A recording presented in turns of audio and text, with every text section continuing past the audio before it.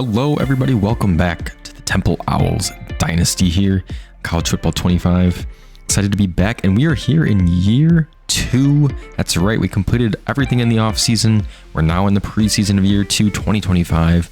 We're going to go through a lot today, basically everything up until the first game. So we're going to start with setting up our recruiting board and do a little bit of scouting. Then we're going to walk through the depth chart, talk through at least some of the positional battles that may be going on throughout the season, and talk about some changes that happened from last season to now. We won't necessarily go through everything, every position, but we'll talk about the changes and the most important things to look out for.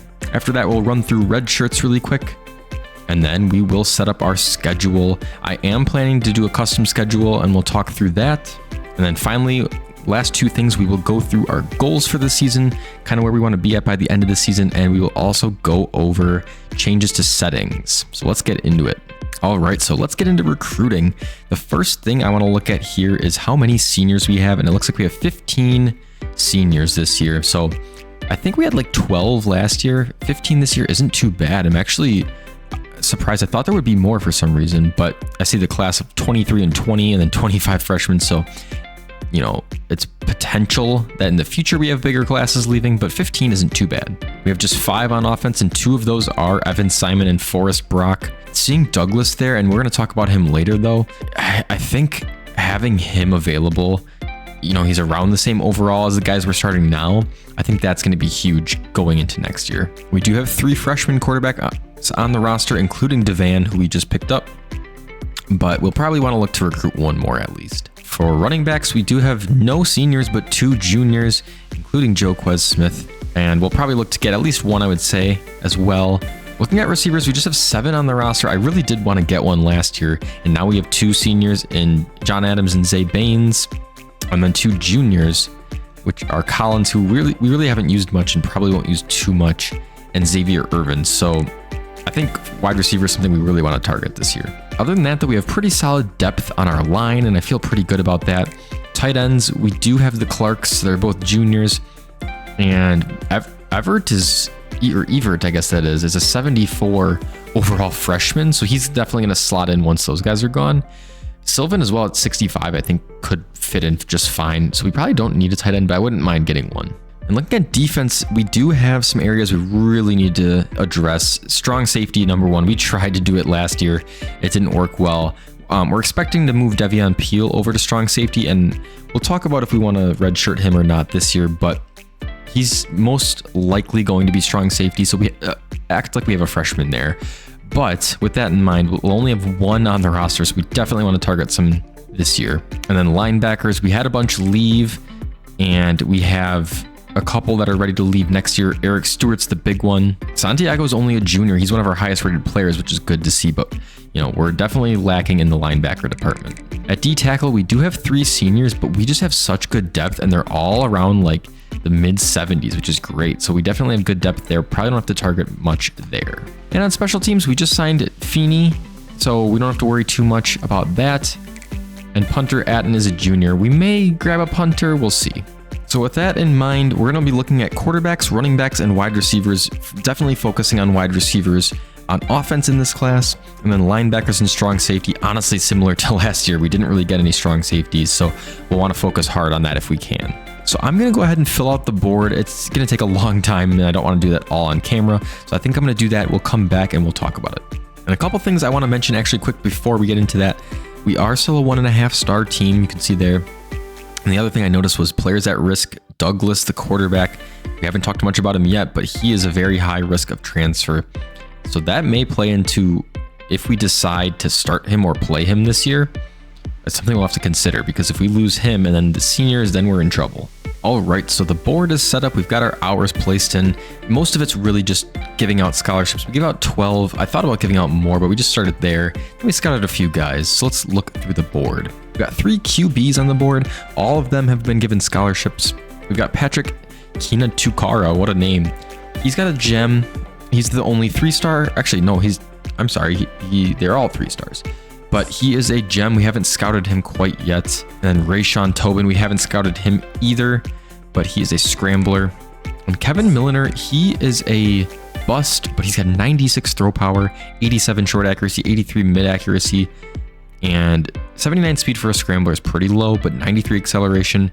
I felt like he's actually okay, so I'm keeping him on the board for sure. So definitely some interesting quarterbacks I want to look at in this class. Looking at running back, we scouted a few, and Morgan Lavrone is definitely my favorite so far. He's got 92 speed, 89 acceleration, 84 carrying, pretty solid, good change of direction, and he's got that gem as well. We looked at Akeem Phoenix. He's got 88 speed, which I like to see at least 90 if you're an elusive back. So I'm not as interested in him, but he is still solid. We looked at Taj Bullet as well. His name is just amazing. It's mostly why I looked at him. I'm not too interested in a power back, but 88 speed for a power back with 82 carrying, 81 trucking, good break tackle. He's solid. He just is also a JUCO sophomore, so that decreases my interest a little bit. Looking at wide receivers, we've got a bunch on the board. A few we've given scholarships to already. D'Angelo Briscoe is one with 93 speed, 93 acceleration, 92 agility. Love to have that speed. He is also a JUCO sophomore though. Oliver Watkins, another deep threat. Similar stats, a little bit slower, but overall he's very similar.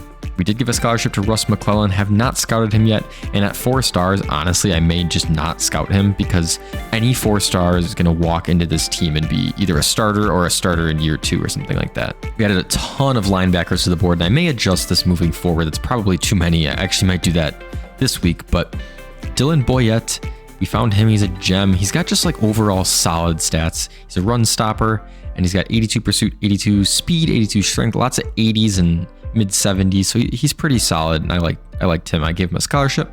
And Gabe Covey was a 4-star guy we gave a scholarship to as well. Like I said, I'll probably end up removing a couple of these guys. And the other main position group we wanted to look at was strong safety. Braden Peters was a bust, and honestly, looking at his stats, or his attributes that is, wasn't too impressed with him, so we probably won't pursue him too hard. Monte Griggs, I liked a bit more. He's got 70 zone coverage, but 90 speed. He's pretty solid, but not amazing. Someone I'm interested in pursuing as a 3-star recruit, though.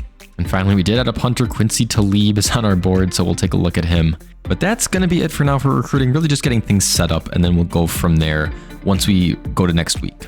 So now let's talk depth chart and red shirts. We can kind of do both at the same time.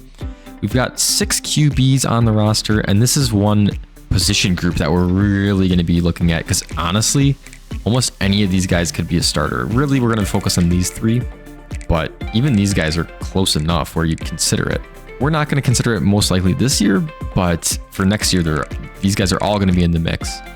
For 2025, Evan Simon, Forrest Brock, and Tyler Douglas are all people that we'll consider starting. Unfortunately, the deal breaker for Tyler Douglas is actually playing style, and we have an F, so I'm not sure exactly what that's all about or how we would change that, but he may end up just transferring anyway, so that could be a problem. But talking about red shirts, I don't think there's ever a scenario where Robbie Devan is going to be playing, so we'll go ahead and redshirt him. At running back, we're a little bit shallow in terms of running backs. Joquez Smith, obviously the star. He's going to be getting the bulk of the carries. Demarius Cruz got a few carries last year, and he'll be the primary backup with Josh Forbes as well. Part of me wants to keep George Tam out there with the 90 speed. He's the fastest running back on our team, so I may keep him.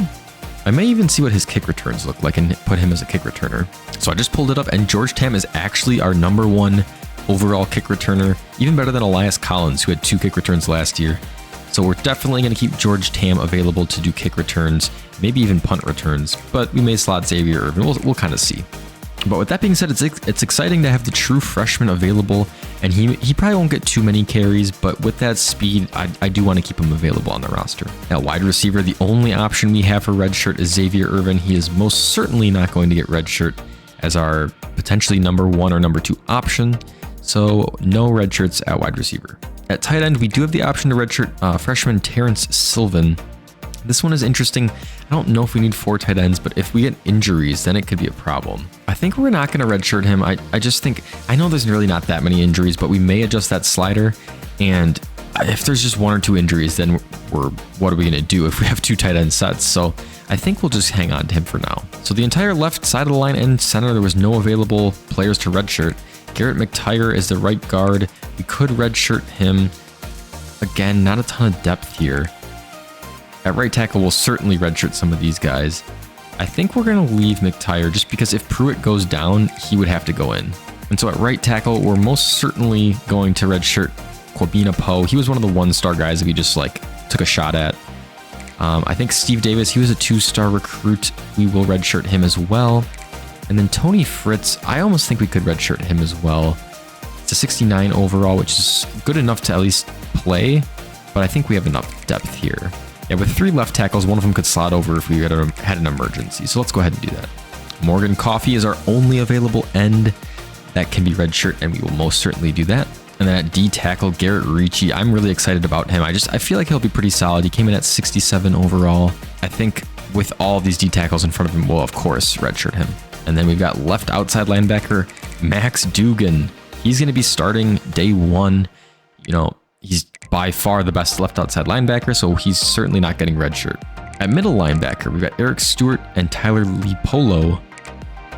Bradley Lilly cannot be redshirt, but Lee Kilgo, I think he'll get redshirt just because we have so many other options, and Bickerstaff as well. Then at right outside linebacker, Pettis is a senior. We could actually redshirt him, but I think we'll just let him go. And then at cornerback, this one is interesting. So Eric Murphy will for sure redshirt, but Kevis Thomas was our transfer that we had come over, and we can actually redshirt him. He's a junior, but he's like our 6th corner right here. So I think Dontario Monday is actually good enough to, like, 70 overall as our 6th corner is fine. So I think we're going to redshirt Kevis Thomas, and then we'll get 2 more years out of him instead of just 1. And it'll be nice when then next year, Monday, Johnson, and Lewis are all seniors. He'll just be in a junior status, which is great.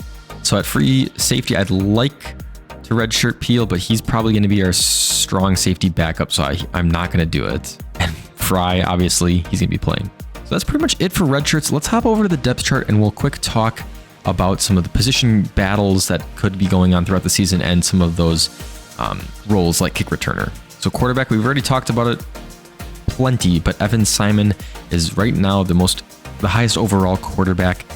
He's probably primed to start, but I do want to look at these guys and see, you know, who shines in practice, who shines in the preseason, and we'll see if any of them can step up. I don't really want to go through this carousel of quarterbacks, so hopefully we can find one that gets the job done. Wide receiver, this is an interesting one. So Zay Baines, Xavier Irvin, and John Adams are certainly the top 3. After that, we've got some interesting options. How it's set up right now is probably fine.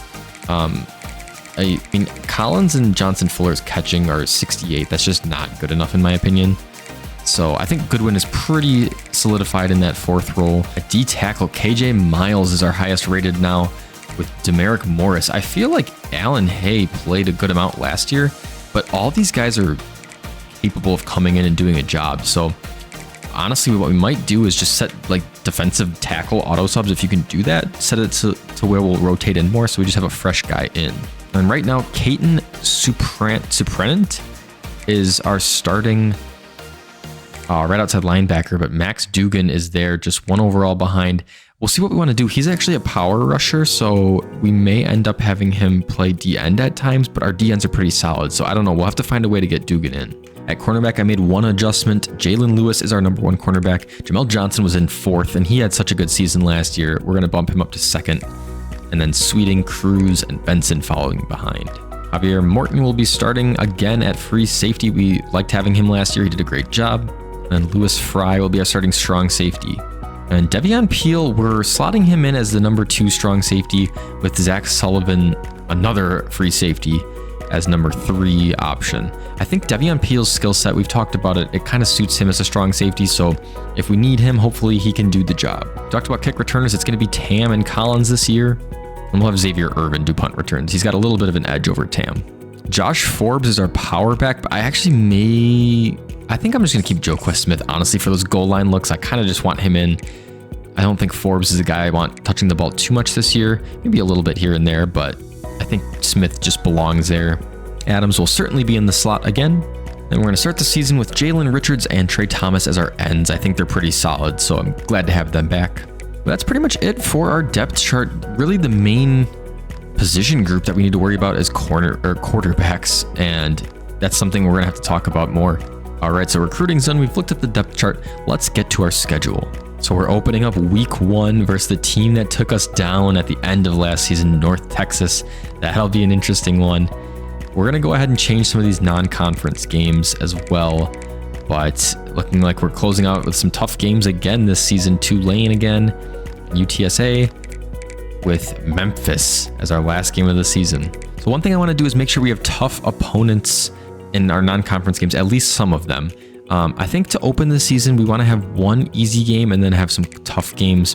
And I do kind of want to schedule something else lower in the bracket, lower in the schedule. I don't know if I want to play 6 games straight to open up, but honestly, it actually does look okay. So we played Oklahoma last year. I think what I'm going to do is change this to something else. All right, so I've made 2 changes so far. Week 2, we're going to be at home versus Bowling Green. They were 11-3 last year, so they're nothing to scoff at. And then I added an away game at Boston College. They are the 6th ranked team in the nation. And that's going to be a tough one.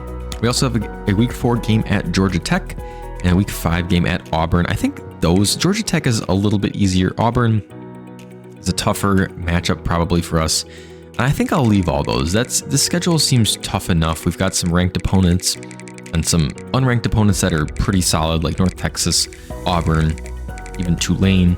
So I think this is a pretty tough schedule, but one that we can compete in. So talking about goals for the season, I think I want to make sure we can reach at least our win total from last year of 7. I want to make it back to a bowl game again, and I want to fight for the conference championship. I'd love to play in the conference championship game. I think that should be a goal.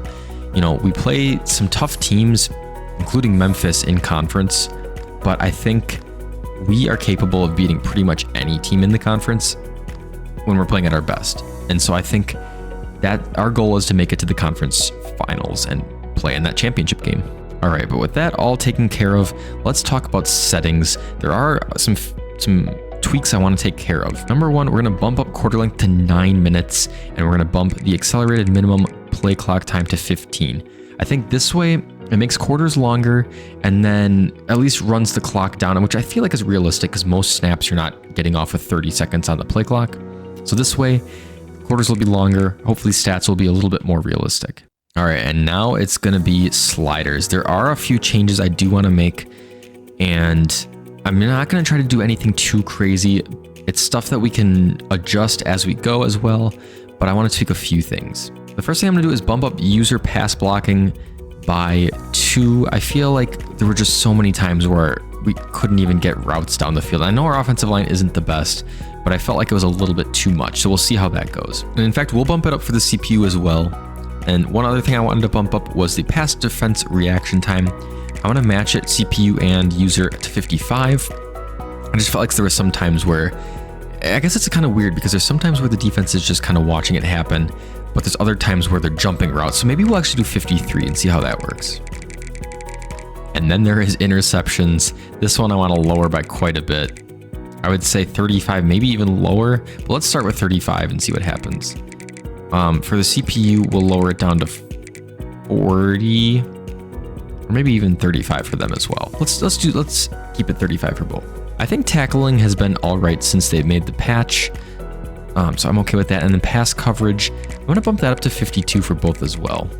Field goal power, I'm gonna tick down to 48. I feel like the CPU was making a lot of like 58-yard kicks with American conference teams. Everything else I'm good with though. And then injuries, I'm gonna bump this up to 45. I felt like there was almost never any injuries, and when there was, it was like tweaked ankle once every 4 games. So let's do that. We're also gonna bump fatigue up to 60. I just wanna see more substitutions, more different players coming in and out. I'm gonna keep roughing the kicker off as well, and I'm gonna keep the penalties here. I know in true realism, there would be way more penalties, but it's just kind of not that fun to have so many penalties in a video game. So I kind of get why they don't have as many. I think we'll keep this here for now. We may end up tweaking some of these eventually, but we'll keep them at 50 for now. So here is your preseason first team All-Americans in the American Conference. It looks like it's almost the entire Tulane team, so that's a little bit scary. And here is second team. Don't see any Temple Owls, unfortunately. All right, so we're gonna go ahead and advance the week. I do wanna do auto subs, tweak that a little bit, and we'll probably do recruiting again before we get to the next game, but that may be in the next episode. All right, so we are here in week 0, the first week of the new season, and we're gonna tweak auto subs, and then we'll get into the next week in the next episode. But for now, let's go ahead and tweak some of this stuff. I still don't know if I understand this fully, but I think for running back, it worked pretty well. Joquez Smith came out a decent amount, and if we want him to come out more, we can manually do it. But I think we'll keep this as 90 and 84. I think I bumped it down 1. On defense, we can change this. We wanted the D tackles to sub a little bit more. So we'll have them sub back in at 84, how about? And sub out at 72. I think that way, when they're tired, they'll sub out more, and we'll have those guys filter in a little more. But that's going to do it for this episode and the off season. Hope you guys enjoyed watching this one. It was a lot of clicking through menus again, but we had to get through this kind of stuff, and we'll get into the action next week. We do have a game versus North Texas, hoping to get some revenge on them. Thank you all for watching, and I will see you guys then. Goodbye.